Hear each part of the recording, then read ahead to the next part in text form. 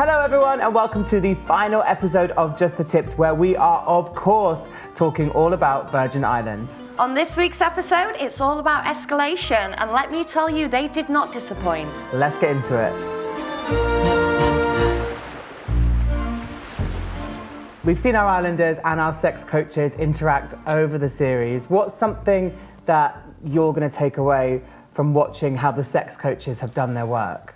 I think a lot of it would be how much they've worked on everybody's confidence, because I think that is obviously the foundation for everything when it comes to intimacy. If you don't feel good in yourself, you're not going to be able to make somebody else feel good.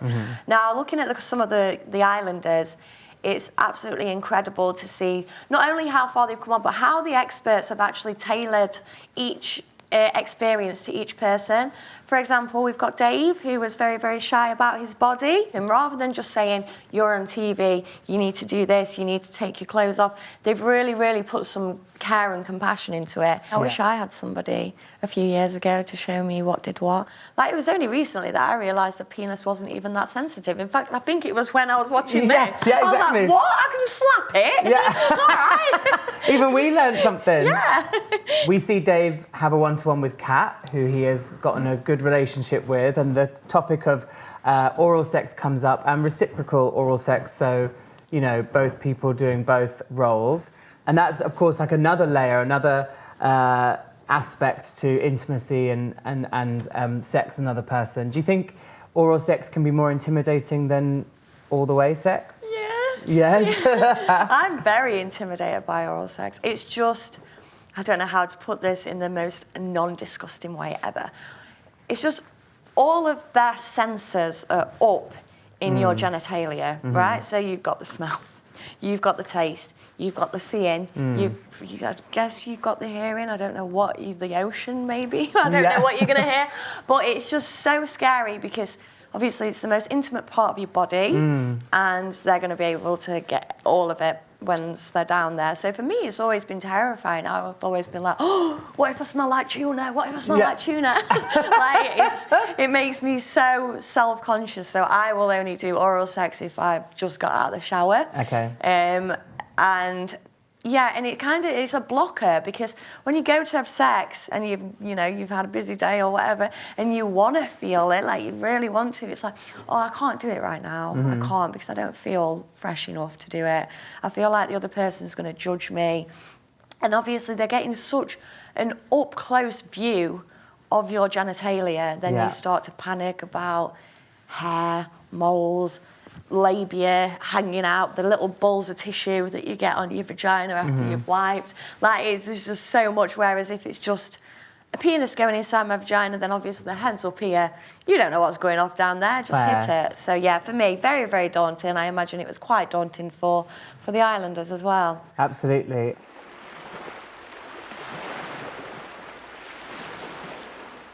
So how was your, what was that one-on-one session you did? I went to my one-to-one session. Who's it with? Good? It was with Kat, and it was the best one I've had. Oh, and really? I'm definitely gay. Oh, no, thank you. What a breakthrough. Something that particularly warmed my heart when watching was a few of our Islanders coming out and getting in touch with their sexuality or their gender expression, and really being emboldened enough to say, you know, honestly who they are.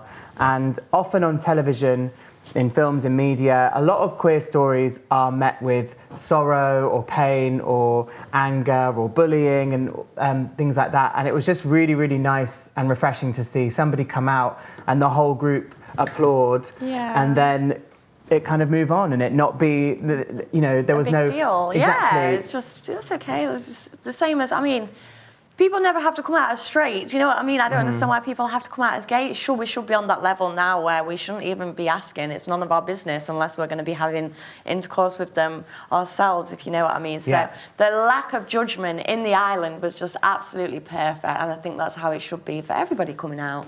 Yeah, absolutely. I have an idea. I want to take my top off and I want to straddle you. Okay, you want me laying down? Yes. Knees down. Yes, ma'am. Arms further. Okay. Okay, grip my hips. Oh, that's nice. Worship me. You are so beautiful. Having you straddle me is almost overwhelming for my body. So following on the conversation about communication, let's pick up on Charlotte with Andre. Yes, she comes alive. Yes, she does. Wow, that was a very, very impressive scene. Yes, she's kind of started to communicate with herself and with others that she likes the idea of being a dominatrix. Yes, Yeah. she definitely has some Dom vibes. But it's so good, it's so nice to see a woman sit there and say what she wants. Yeah. Because you hear stories all the time about, oh, no, I've never actually had an orgasm while being penetrated by a man, but I just fake it. Mm-hmm. Guilty. Do you know what I mean? And it's, Yeah. how empowering must it be to be like, no, you're not doing it right, do it this way, I'm going to come. And that's what she's doing. And Yeah. fair play to her. It might, to us, look a bit, oh, wow, she's being bossy, but she's asserting her dominance, she's getting what she wants, and she's setting her boundaries. So fair play to the girl. I mean, it's a really hard thing to master, I think, really communicating your desires and being comfortable enough and brave enough to do that. Yeah, But it is. It's scary to do it, but at the same time, you need to think, obviously, whoever is pleasuring you wants to pleasure you, and you want to be pleasured. So what is it that's actually stopping us from communicating? Like, we're scared to offend the other person, or you're not quite doing it right, but the only thing the other person wants to do is do it right. yeah, absolutely. I think pornography has had a terrible impact on people having sex. It's built these very unrealistic ideas of what women's bodies are like, what men's bodies are like. And, you know, you hear all these stories about people, you know, doing all these insane things because they watched it. Pornography has had a negative impact on especially young people's view of intimacy and sex. It isn't realistic.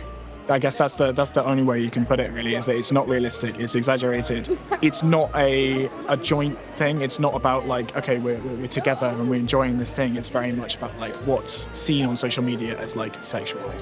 I feel like pornography, definitely because it's so accessible, it just, it's so easy for people to get a hold of, and for that to just form, you know, their first thoughts and views on sex. Because I feel like sex education in school is definitely not, you know, complex enough, and you definitely don't get to see everything. You learn about condoms and you learn about such and such, but you don't learn about, you know, in reality what sex is like, or what to expect, or how to behave. I guess hypersexualization, encouragement of kind of violence in sex, basically, which it's like more common, I suppose, than the amount of people, like, it's just not necessarily used in a safe way. A lot of the time it's misunderstood. Like, young men learn a lot about sex through porn, which really encourages, like, yeah, quite extreme, like, BDSM and stuff in sex, which if you don't know what you're doing is probably not a very safe thing for a young man to be doing. And of course, boundaries are so important. It's good to have those communications, because if somebody likes something that's maybe a bit more extreme, but you haven't communicated that to the other person's going to be like, oh my God, what's going on here? Yeah, especially with like the rise of CNC and things in porn. So a lot of obviously younger men are watching porn and they see that there are scenes that are quite brutal, I'm not going to lie. Yeah. And obviously everybody in the video is consenting, but you don't see that. You don't see the before bit. You don't see where papers have been signed and where they've had the discussion about what they like and what they don't like. So they don't usually carry that on over. They just go straight for the abusive sex, and that's what it is. CNC is quite abusive sex. Sure. And obviously the C at the beginning of CNC is the most important thing, so you are consenting to it. But yeah, more impressionable people that have been, maybe never had sex before or have only just started becoming sexually active might watch these videos and then go straight onto their partner and that's it, hands around the neck, spanking, thinking it's normal, but they've never actually communicated that before. And that's quite dangerous. Yes, definitely. You want something like that to be communicated and something that both people feel comfortable, and also maybe master the basics before you go into Kink work. too much kink work. And also with the media as well, like portraying workers at the moment who are sleeping with a large amount of men, and these men are all queuing up thinking, oh, this is great, this is great. what is the expectation of women now? And it's Totally. terrifying. Yeah, and the influence of the internet is so prevalent now, and if this is the content that people are seeing over and over again, how are the young people growing up going to see real life situations, real life intimacy, learn about actually this is a kind of advanced kind of fantasy, you know, with people that really know what they're doing. You know, if you're 16, you can't just go into some kind of choking or semi-violent situation without really knowing what you're doing. But what's a little bit concerning is that if this is the content that people are consuming, when do they get the antithesis of that? Exactly, it's all about desensitization as well, I think. It's obviously when you start watching porn, you start watching the more tame things, and then that doesn't quite do it for you, so you get more extreme, and obviously in usual cases, you're watching porn on your own while pleasuring yourself. So when you go out to the real world and you've already, you know, mastered page 398 of a specific porn site, then you're so desensitized to it, whereas the person that you're going to carry out the act with may not be, may just be still really nervous about missionary. Yeah. So yeah, again, it's all about communication. But there is nowhere to learn about intimacy. The sex education at school is very, very basic, very scientific, very, very tame. You don't learn about intimacy, you learn about safety and precaution rather than actually being able to have a good time with a partner. And the same goes for consent as well. We get told how to say no, but you don't get taught about the instances where you might not feel safe in saying no. So I think, yeah, there needs to be a lot of work done on teaching younger people about sex, how to have safe sex, but also how to enjoy sex and communicate it as well. So I think the main thing to note here is the progress that each of the islanders have made. Like, it's been absolutely incredible to see them all blossom. It's just been so refreshing to see how the workshops and the experts have helped every single one of them. Totally, I think everyone's going to get something from the experience, whether it's huge leaps forward in progress or, as you said, kind of little small steps, but they're all leaving the island improved in a certain way. They've definitely broken the seal in that respect. Like, I think they've learnt the basics, the foundations of how to be more confident and actually go out and meet somebody and not being so scared of sex. I mean, the physical things that they've done during just, you know, mapping the genitalia, that's going to prove very, very useful for them at some point. So they might not all be leaving as non-virgins, but they're all leaving with improvement, definitely. Totally. They're more in touch with themselves. They think they're more open. Excuse the pun. Exactly. And even having conversations with themselves, realising why they are the way they are and how they want to get to the next stage of their lives, I think is going to be invaluable. Yeah, I just really hope that they get to meet somebody and they all lose their virginities, and I hope they all orgasm. What an amazing series it's been. We've learned a lot. We hope everyone at home has learned a lot, as well as the islanders.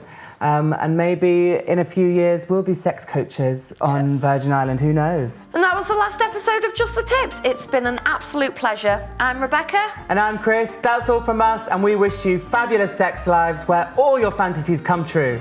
Consensually. Bye.